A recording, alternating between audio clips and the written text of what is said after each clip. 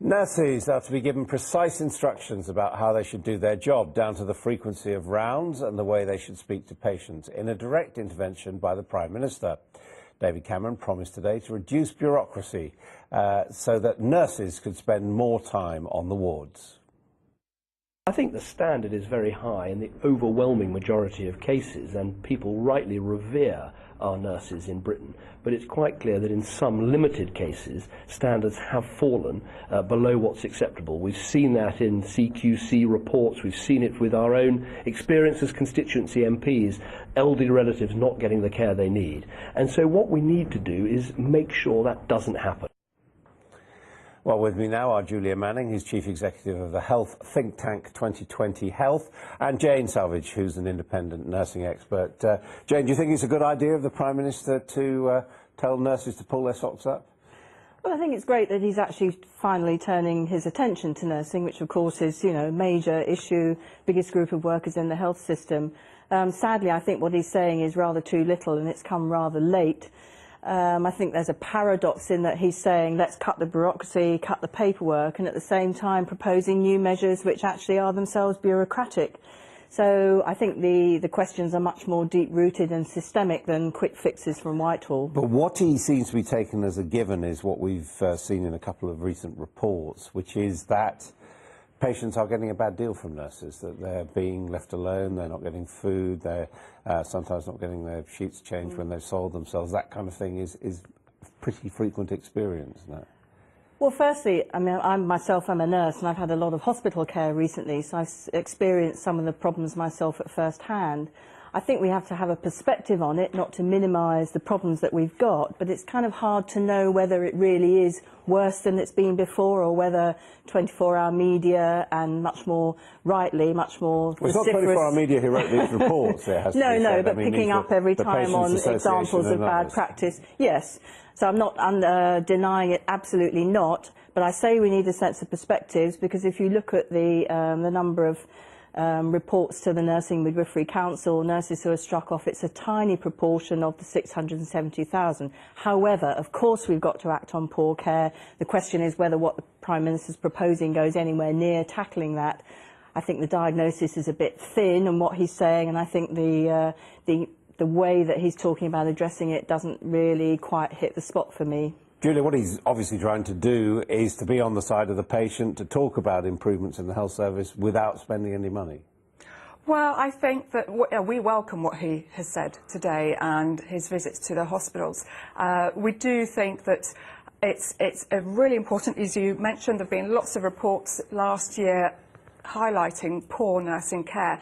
We are concerned that you look at the reasons as well for why the care has been poor, and the underlying reasons, and also the issues around accountability and authority, and will these changes actually enable nurses on the ward, senior nurses, to have more authority? Will it tackle the underlying causes of why? I mean, he's saying, for example, that by cutting paperwork in the way he proposes, there will be 500,000 more hours a year that nurses will be able to spend with patients. I mean, do you think he's right? I think he could well be right. We're doing a piece of work at the moment looking at the future of nursing, talking to a lot of nurses, and one of the things that has been said to us repeatedly is that junior nurses are spending an awful lot of time behind their computer screens and doing paperwork rather than with patients. So I do think that could come about. But yeah, and do you think the paperwork is being cut in the right way?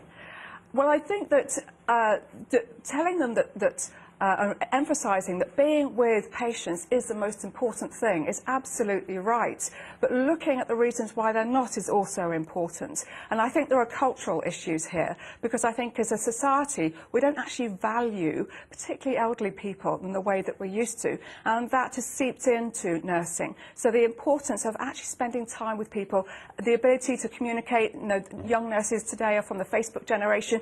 Do they actually know how to communicate well with older people? I mean, Jane, the Prime Minister's saying that a patient ought to be able, obviously when they're awake, to be talking to a nurse once an hour. Is that really possible, do you think? I don't think prescriptive micromanagement of that sort is very helpful. It's not a new idea. It's being done in many places, and when I did my training, those kinds of rounds were routine.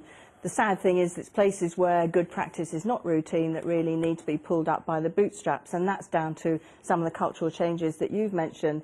Really important to have good, strong local leadership. I'm very pleased that the PM finally is homing in on the role of the ward sister, and what goes with that is the proper support for the ward sister. She should have the authority, the support, the right staffing, the right skills in the right place at the right time. Some paperwork's essential, but why should it be the nurse doing it when ward sister doesn't necessarily have a secretary or an assistant? So it's making sure that nurses can actually use their skills in the right place. But when you're also hemorrhaging nurses from the front line with the cuts and so on, one wonders. No, but I mean, this is really going to have an impact. Anecdotally, there does seem to be an organisational problem within the health service. Even quite famous hospitals of actually saying, you know, who's in charge or getting the same nurse from day to day. There are no statutory competencies for becoming a ward sister. It's just, you know, you can be chosen. You don't have to have proven anything. You don't have to have taken another exam or being watched, you know, at work with patients. Anyone can become a ward sister. That's not quite right, because there's a very clear banding system with role descriptions attached to each band, so I don't think it's quite right to say. No statutory competencies. But your point about understaffing, I mean, I spent 20 years in the NHS constantly being told we don't have enough staff. I mean, that is a theme which isn't new. And I think what's important is that nurses are given the confidence and the authority to do their jobs and to do it, focus on patient care rather than having to fill in forms. And these new announcements today don't just become another tick box process for hospitals to say, yes, we've done that, we've had the inspection. It really needs to be a case of, well, how are we going to ensure that these things are actually being done and have made a difference to patient care? I'm interested that, in spite of the government saying that it wants to devolve authority down the health service and put it in the hands of commissioning authorities and all the rest of it, neither of you seem to see anything wrong with the Prime Minister actually intervening and making a high-profile statement on this.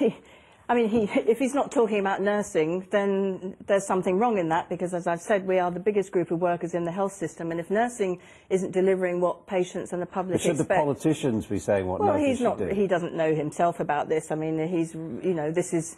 views from the government chief nursing officer and so on.